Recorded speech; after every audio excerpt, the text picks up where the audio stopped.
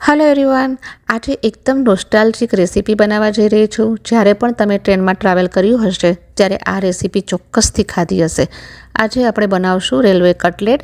આ જે કટલેટ્સ હોય છે એમાં થોડા થોડા શાકભાજીઓ અને બટેટાની સાથે બનાવવામાં આવે છે।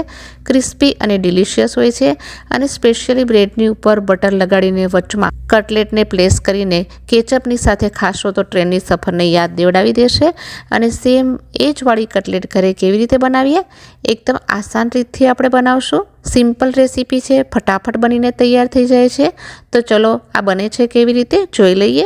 गैस पर एक पेन ने सेट करीने गैसनी फ्लेम ने हाई राखशुं। 2 થી 3 टेबल स्पून तेल एड करी लेशुं। तेल एकदम गरम थई जाए एटले एमां अर्धी चमची जीरुं, 1 चमची झीणुं समारेલું आदू, 2 થી 3 झीणा समारेला लीला मरचा नाखीने एने हलकું सोटे करी लेशुं।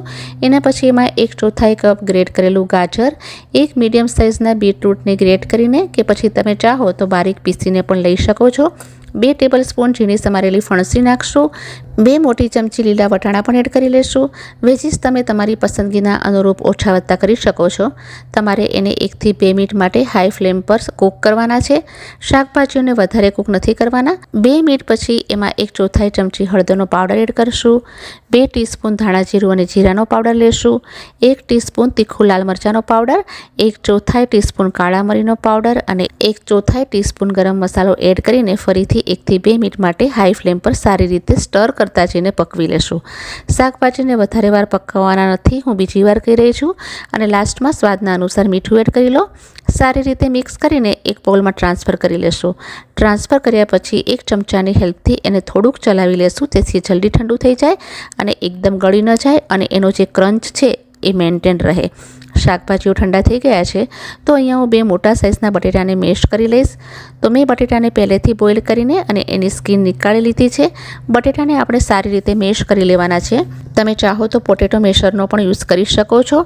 एकवार बटेटाने मेश कर्या पछी बाइंडिंगना माटे 1 मोटी चमची कॉर्नफ्लावर एड करशुं अने साथे 3 मोटी चमची ब्राउनवाळा जे बेसिक ब्रेड क्रम्स आवे छे ए एड करशुं। टेस्टना हिसाबे मीठुं एड करशुं। 1 टीस्पून आमचूरनो पाउडर के पछी લીંબુનો જ્યુસ પણ તમે નાખી શકો છો। ઝીણી સમારેલી કોથમીર એડ કરશું। હવે આ બધી જ વસ્તુઓને સારી રીતે મિક્સ કરી લેવાની છે અને હાથોની મદદથી સારી રીતે એને મિક્સ કરવાનું છે। લોટ બાંધતા હોય એ પ્રમાણે ગૂંથવાનું નથી। આ રીતે મિક્સ કરી લેશું તો કટલેટ સરસ રીતે બની જશે। મિક્સ કરતી વખતે ક્યારે તમને એવું લાગે કે બાઇન્ડિંગ નથી થઈ રહ્યું તો થોડા બ્રેડ ક્રમ્સ વધારે એડ કરી શકો છો અને મિક્સ કરી લો। ટોટલ મેં અહીંયા 4 ચમચી બ્રેડ ક્રમ્સ યુઝ કર્યા છે। એને મિક્સ કર્યા પછી એકવાર ચેક કરી લેશું। થોડું મિક્સચર લેશું, હાથમાં એને પ્રેસ કરીને જોશું તો આ રીતે ભેગું થવું જોઈએ અને હાથો પર ચોંટવું ના જોઈએ। તો પરફેક્ટ મિક્સચર બની ગયું છે। હવે ચોખ્ખા હાથેથી કટલેટને શેપ કરવાની છે। થોડું મિશ્રણ લેશું અને રાઉન્ડ શેપ દેશું અને હાથેથી થોડું પ્રેસ કરીને ડ્રોપલેટ જેવું એટલે કે ટ્રાયેંગલ શેપ ક્રિએટ કરશું। આ રીતે તમે જોઈ શકો છો કે અહીંયા એક પરફેક્ટ શેપ બની ગયો છે। રેલવે કટલેટ આ રીતના જ જોવામાં લાગે છે। તો તમે આ રીતે જ બનાવો। કટલેટને શેપ આપીને રેડી કરી લીધી છે। તમે ચાહો તો આમાંથી ગોળ ગોળ ટિક્કી બનાવીને પણ રેડી કરી શકો છો। હાર્ટ શેપના મોલ્ડમાં પણ બનાવી શકો છો। પણ આજે આપણે રેલવે કટલેટ બનાવી રહ્યા છીએ તો આ શેપ હશે તો ખાવાની મજા આવશે। આ કટલેટને આપણે કોટ કરવાની છે બ્રેડ ક્રમ્સથી। તો પહેલાં આપણે એક સ્લરી બનાવી લઈએ। એના માટે એક બોલમાં 3 ટેબલ સ્પૂન મેંદો અને 2 ટેબલ સ્પૂન કોર્નફ્લાવર એડ કરશું। ચૂટકી મીઠું એડ કરી લઈશ। થોડું થોડું પાણી નાખીને મિક્સ કરીને સેમી થીન સ્લરી બનાવવાની છે। આ જે સ્લરી છે એ વધારે ગાઢી પણ ન હોવી જોઈએ અને બહુ પતલી પણ ન હોવી જોઈએ। ટુવર્ડ્સ ધ થીન સાઈડ હોવી જોઈએ। તો તમે જોઈ શકો છો કે મિક્સ કર્યા પછી એની કન્સિસ્ટન્સી કોટિંગ કન્સિસ્ટન્સી હોવી જોઈએ। તો બહારનું જે લેયર છે એ જાડું નહીં બને।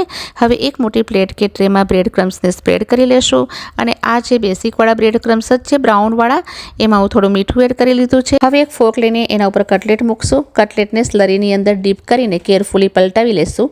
પલટાવ્યા પછી ફોર્કથી ઉઠાવી લેશું અને એક્સેસ સ્લરીને ડ્રીપ કરી લેશું અને એને બ્રેડ ક્રમ્સમાં ટ્રાન્સફર કરી લેશું અને ઉપરથી બ્રેડ ક્રમ્સ સારી રીતે ફેલાવી લેશું। સાઈડ પર પણ લગાવી લેશું। ધ્યાન રાખવાનું છે કે બહુ જ વધારે પ્રેશર અપ્લાય નથી કરવાનું। જેટલા બ્રેડ ક્રમ્સ કટલેટ પર પોતાની જાતે ચોંટી જાય એટલા જ લગાવવાના છે। એનાથી કડક દીવાર નહીં બને તમારી કટલેટ પર। બસ એકદમ બેસિક અને ક્રિસ્પી વાળો કોટિંગ આવશે। તો અહીંયા બધી જ કટલેટને આપણે કોટ કરી લીધી છે। ફોકવાળી મેથડથી હાથ પણ ખરાબ નહીં થાય. તમે એને સીધી પણ ફ્રાય કરી શકો છો. ફ્રીઝમાં મૂકવાની બિલકુલ પણ જરૂર નથી. આ કટલેટને આપણે ડીપ ફ્રાય કરશું. તેલને પહેલેથી જ ગરમ કરવા માટે રાખી દીધું હતું. મોડરેટલી હોટ તેલ હોવું જોઈએ અને મીડિયમ ફ્લેમ હોવી જોઈએ. ધીરે ધીરે કટલેટને ડ્રોપ કરવાની છે. એકસાથે વધારે કટલેટને ડ્રોપ નથી કરવાની. જો તમારું તેલ વધારે ગરમ હશે તો બહારથી જ કલર પકડી લેશે અને અંદરથી બિલકુલ ગરમ નહીં થાય. અને જો તેલ ઠંડુ હશે તો કટલેટ બહુ જલ્દીથી બધું જ તેલ પી લેશે અને બ્રેડ ક્રમ્સ બહાર નીકળવાના શરૂ થઈ જશે અને તેલ એકદમ ખરાબ થઈ જશે.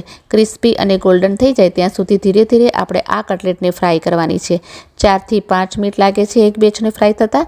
હવે એને નીકાળી લેશું અને સર્વ કરી લેશું. તમે ચાહો તો ડીપ ફ્રાઈડની જગ્યાએ શેલો ફ્રાય પણ કરી શકો છો. આ કટલેટને તમે સ્ટોર પણ કરી શકો છો. તમે આનું ક્રિસ્પીનેસ પણ જોઈ શકો છો. એકદમ કુરકુરી કટલેટ રેડી થઈ ગઈ છે. તમે એને એકલી એઝ અ સ્ટાર્ટર પણ સર્વ કરી શકો છો જો તમારે બ્રેડની સાથે ન ખાવી હોય તો. જો તમને ટ્રેનવાળી સફર યાદ આવી રહી હોય, કટલેટ યાદ આવી રહી હોય તો આ રેસીપીને જરૂરથી ફોલો કરજો. એકદમ લાજવાબ ટેસ્ટ મળશે. બનાવવાની પણ બિલકુલ આસાન છે અને આને ટમેટા સૂપની સાથે તો બહુ જ મજેદાર ટેસ્ટ આવે છે. તો જો આજની આ રેસીપી તમને પસંદ આવી હોય તો પ્લીઝ વિડીયોને લાઇક કરજો, શેર કરજો અને સબસ્ક્રાઈબ કરવાનું બિલકુલ ના ભૂલશો. જલ્દીથી ફરી મળીશ એક નવી રેસીપીની સાથે. Till then take care and thanks for watching.